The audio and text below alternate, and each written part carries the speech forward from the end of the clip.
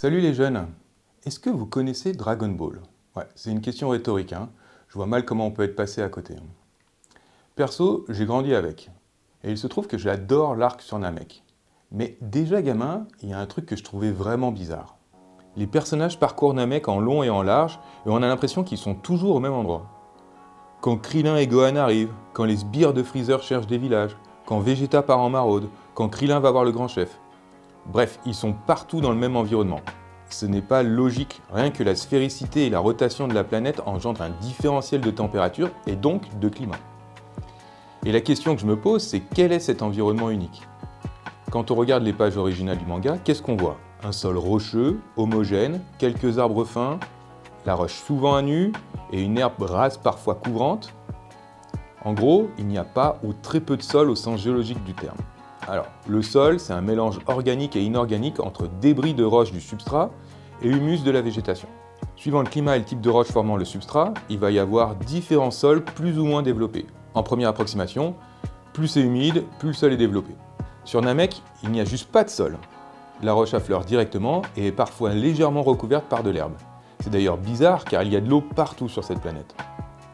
En animé, l'on voit que la roche est homogène.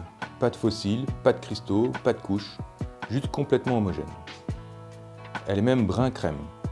Alors la couleur n'est pas un critère premier de reconnaissance, mais tout de même, ça peut aider.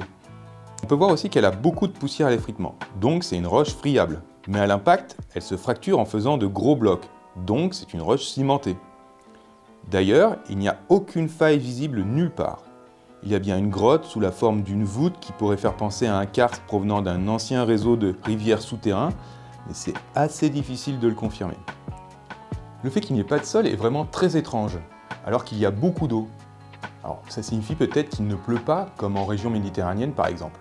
Caillot précise bien qu'il y a eu une catastrophe climatique avec un climat très rude, et Dende qu'il y avait des forêts qui ont clairement disparu. L'absence de sol est peut-être une relique de ce grand changement climatique. Mais bon, il n'y a pas de manque d'eau lors de l'intrigue, donc c'est bizarre.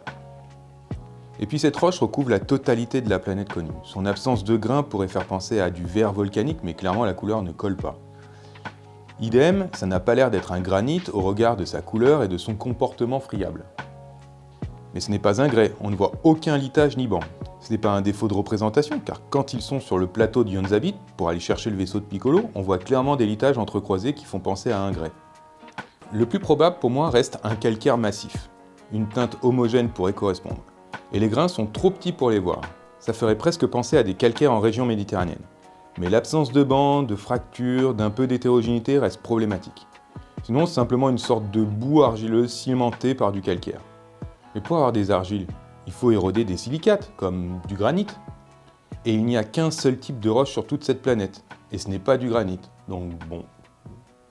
Donc franchement, je ne comprends pas l'environnement de cette planète. Il est partout pareil. Il n'y a qu'un seul type de roche que je n'arrive pas à identifier. Peut-être qu'il n'y a pas ou plus de tectonique. Ça expliquerait l'absence totale de failles et c'est plus cohérent avec l'observation d'une seule roche. Ça n'explique pas l'absence d'hétérogénéité du climat et de l'environnement par contre. Qui dit absence de tectonique dit absence de convection dans le manteau, ce qui signifie absence de champ magnétique terrestre, et ça c'est pas cool. Je vous invite à voir le film Fusion dont c'est le point de départ. Par contre, ce film, c'est juste le plus gros nanar de sciences de la Terre. Bref, si vous connaissez la géologie de Namek, n'hésitez pas à me le dire, parce que moi, je suis complètement perdu. Vous m'aideriez vraiment à dormir ce soir. Allez, à la prochaine vidéo.